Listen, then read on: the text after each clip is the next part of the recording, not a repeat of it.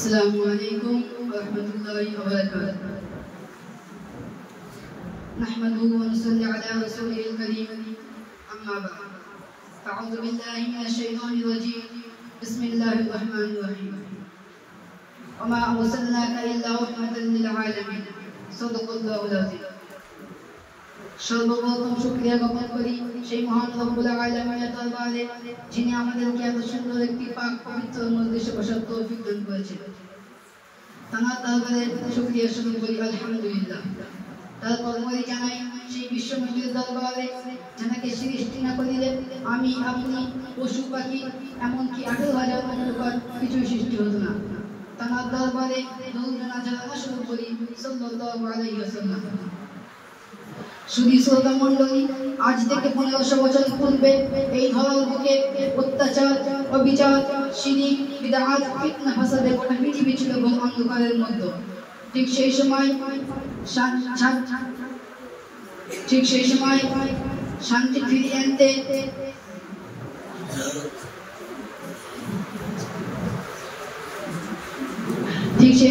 মানুষ শান্তির জন্য চাতক পাখির ন্যায় চেয়ে থাকত আকাশ পানে। কখন খোদার প্রেরিত দূত শুভ গমন করবেন এই দুনিয়াতে। ঠিক সেই সময় আরব দেশের মক্কা নগরে মা আমিনার কোলে ঘর আলোয় আলোকিত করে সুবহে সাদিকের সময় 870 খ্রিস্টাব্দে প্রিয় নবী সাল্লাল্লাহু আলাইহি ওয়াসাল্লাম এই ধরার বুকে আসলেন। তিনি এমন এক যুগে আবির্ভাব হয়েছিলেন যে যুগের মানুষ ছিল সিংহের চেয়ে হিংস্র, অজগরের চেয়ে বিষাক্ত, কুকুরের চেয়ে লোভী।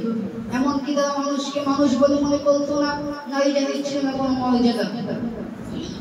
ফুলের ন্যায় ফুটে ফুটে নয়নের মণি কলিজার টুকরোকে জীবিত দাফন করতে পারে অন্ধকার গর্বে। সে কি অমানসিক অত্যাচার!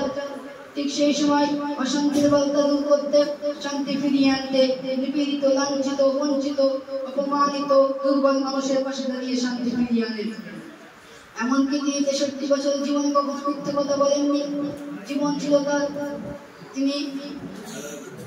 তার কথাবার্তা ছিল নম্র ও ভদ্রতায় ভরা, মুক্তবালা। জীবন ছিল তার ঝর্ণার চেয়ে পরিষ্কার, সূর্যের চেয়ে উজ্জ্বল।